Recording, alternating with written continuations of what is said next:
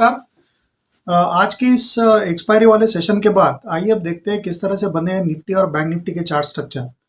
तो आज हमने देखा कि दिन भर मार्केट में एक दबाव बना रहा और जैसा कि हम जानते हैं कि आज गुरुवार था और इस मंथ के जो कॉन्ट्रैक्ट है मंथली कॉन्ट्रैक्ट्स अक्टूबर के उसकी एक्सपायरी भी थी। तो उसके चलते सुबह से ही मार्केट में एक दबाव देखा जा रहा था। लेकिन ओवरऑल अगर हम इस एक्सपायरी की बात करें, पूरी एक्सपायरी की अगर हम बात करें, तो निफ्टी में हमने करीब-करीब 1100 पॉइंट से ज़्यादा की बढ़त इस एक्सपायरी में हमने देखी है अक्टूबर सीरीज़ में, और वो करीब 8% से ज़्यादा की एक अपमूव है। तो बहुत strong performance in terms of expiry to expiry अगर कंपैरिजन करें तो उसमें हमको देखने को मिला है अक्टूबर सीरीज़ में।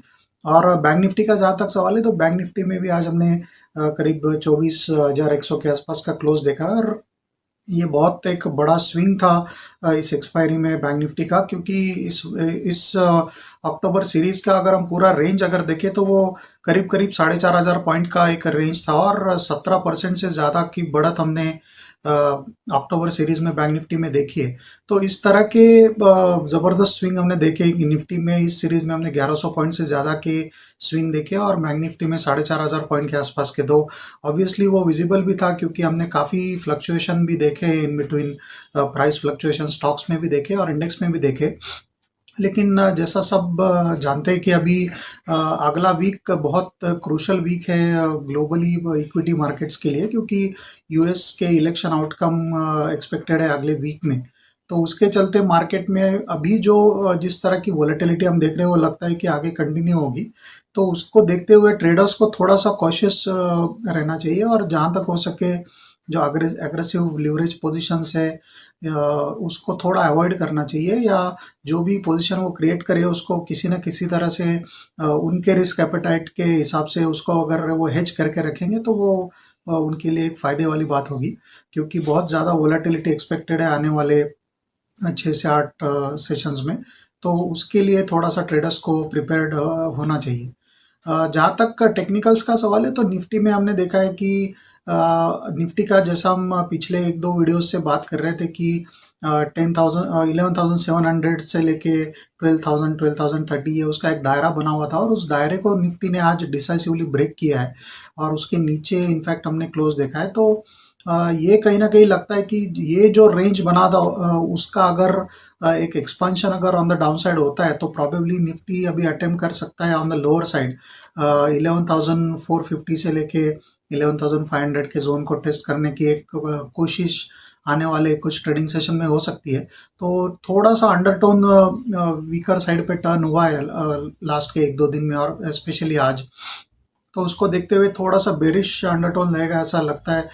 लेकिन जैसा मैंने बताया कि वोलेटिलिटी ऑब्वियसली बहुत हाई रहेगी।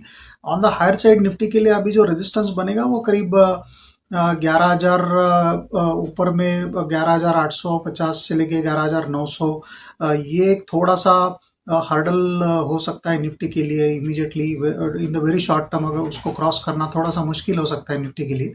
तो ब्रॉडली थोड़ा अंडरटोन वीक लग रहा है, और हो सकता है निफ्टी थोड़ा और नीचे ड्रिफ्ट हो फ्रॉम करंट लेवल्स।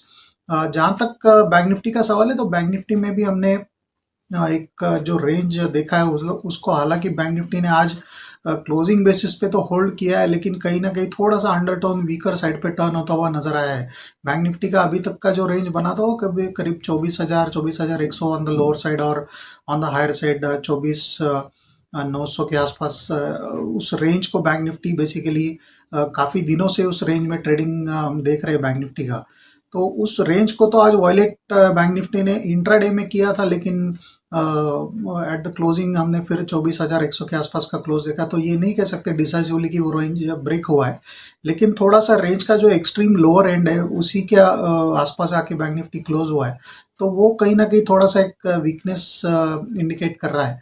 और on the lower side bank Nifty के अभी जो सपोर्ट बनेंगे वो 23,650 से 23,700 के आसपास बनेंगे, और उसके बाद अगला जो सपोर्ट आएगा वो करीब 23,200 के आसपास का बनता है। On the higher side bank Nifty में अगर कोई भी पुल बैक का अटेम्प्ट होता है तो वो कैप हो सकता है on the higher side around 24,650 से लेके 24,700 के रेंज पे। तो वो एक बैंक निफ्टी के लिए हर्डल होगा। लेकिन वोलाटिलिटी के लिए डेफिनेटली अपने आप को प्रिपेयर रखना चाहिए ट्रेडर्स को, क्योंकि एक्सट्रीम वोलाटिलिटी एक्सपेक्टेड है, क्योंकि उस तरह का न्यूज़ फ्लो भी एक्सपेक्टेड है आने वाले 6 से 8 दिनों में। दूसरा एक मार्केट के लिए कंसर्न है कि कुछ यूरोपियन कंट्रीज में फिर से लॉकडाउन की बातें हो रही है, फ्रांस और जर्मनी में। तो वो मार्केट के लिए कहीं न कहीं थोड़ा-सा एक नेगेटिव फैक्टर हो सकता है, क्योंकि जैसा मैंने कहा कि यूएस इलेक्शन का तो एक बहुत बड़ा इवेंट हमारे सामने है, लेकिन ये भी एक मार्केट के लिए दूसरा कंसर्न हो सकता है कि अगर फिर से लॉकडाउन्स अगर इम्प्लीमेंट होने शुरू हो जाए यूरोपियन कंट्रीज़ में, मान लीजिए, या जहाँ पे अगर रिसर्ज हो रहे हैं केसेस, तो वो कहीं न कहीं थोड़ा-सा एक डैम्पनर होगा इक्विटी के लिए शॉर्ट टर्म में। तो वो चीज़ भी थोड़ा-सा ट्रेडर्स को वॉच रखना चाहिए। तो काफ़ी सारे इवेंट्स हैं, काफ़ी सारा न्यूज़ फ्लो है, तो ट्रेडर्स को थोड़ा-सा वोलेटिलिटी के लिए brace up, they should be prepared for volatility. But broadly in the very short term, अगर हम अगले 1 से 2 सेशन की बात करें, तो अंडरटोन थोड़ा-सा वीक लग रहा है दोनों इंडेक्स के लिए, निफ्टी और बैंक निफ्टी के लिए।